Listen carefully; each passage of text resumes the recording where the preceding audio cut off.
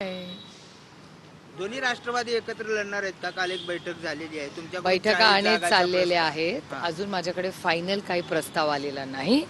ज्या मिनिटाला प्रस्ताव येईल मी तुम्हाला स्वतः बोलून घेईन आणि तुम्हाला सगळं सांगेन. नाही पण उद्या आता आमच्या पक्षाकडून ही बातमी मी चॅनलवर पाहिली. माझ्याशी कोणी बोललेला नाही. मी चॅनलवर पाहिलेले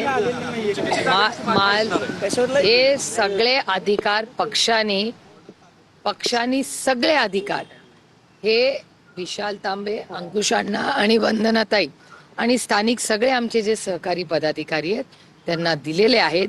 त्याच्यामुळे ते सगळं फायनल करूनच प्रस्ताव माननीय शशिकांत शिंदे साहेबांना देतील.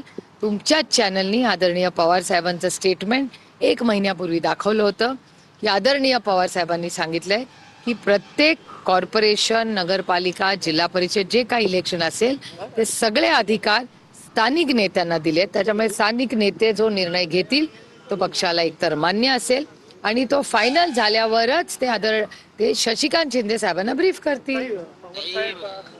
संजय राऊतांवर नाराज आहे. एकतर आदरणीय पवारसाहेब कॉर्पोरेशनच्या इलेक्शन मध्ये इन्व्हॉल्व नसतात. आई आजची गोष्ट नाही, गेले 20 वर्ष. आदरणीय पवारसाहेब देशाच्या नेते आहेत. देशाच्या लोकसभा असेल, विधानसभा असेल, या सगळ्या किंवा मोठ्या देशाच्या पॉलिसीज असतात त्याच्यात आदरणीय पवारसाहेब लक्ष घालतात. तुम्ही पण आता 10 वर्ष, तुम्ही यंग आहात सगळे खूप, पण 5-10 वर्ष तर तुम्ही करतात आहे ना सगळे तुमचं रिपोर्टिंग. गेल्या 5-10 वर्षात आदरणीय पवारसाहेब जिल्हा परिषद, कॉर्पोरेशनच्या इलेक्शन मध्ये इन्व्हॉल्व नसतात. पण राज्य स्तरावर मला पुण्याचा डेटा माझ्या हातात नाहीये, पण राज्यातून सगळ्याच ठिकाणी सगळीकडेच नेगोसिएशन चाललेले आहेत. आणि मी तुम्हाला खरं सांगू का, आम्ही म्हणजे it is in principle wrong. मी तुम्हाला आणि मी सूत्राच्या रोलमध्ये कधीच राहणार नाही, कारण का मी माझं काम फार सिरियसली घेतो.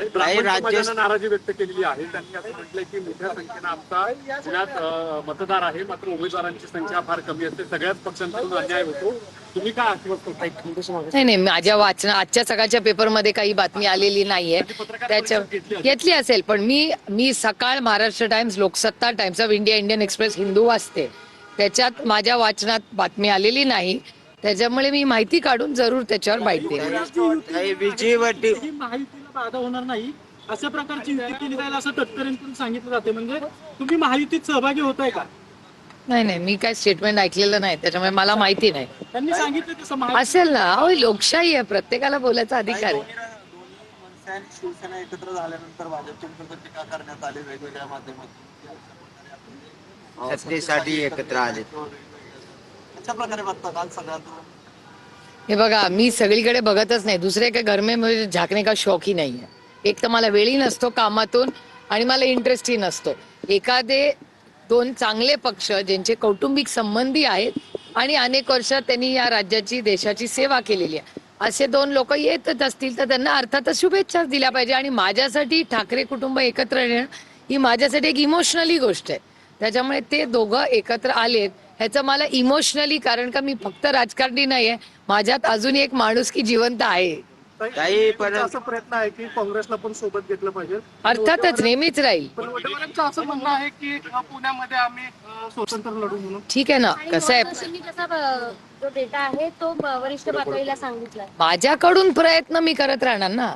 त्यांनी काय निर्णय घ्यायचा तो काँग्रेस पक्षाचा निर्णय असेल. माझ्याकडून प्रयत्न शेवटपर्यंत होतील. राज्य स्तरावर महाविकास आघाडी जी होती विधानसभा, लोकसभेला, ती आता स्थानिक स्वराज्य संस्थेत कुठंच दिसत नाही. राज्यात प्रत्येक पक्ष सोबळा कधीच नव्हती. आम्ही सातत्यानं म्हणताय की आम्ही महाविकास आघाडीचे घटक पक्ष आहोत, मात्र आता दोन्ही राष्ट्रवादी एकत्र लढल्या तर आम्ही वेगळे लढू असं विजय वडेट्टीवारच म्हणतात. तुम्ही खूप वयाने लहान आहात, तुम्हाला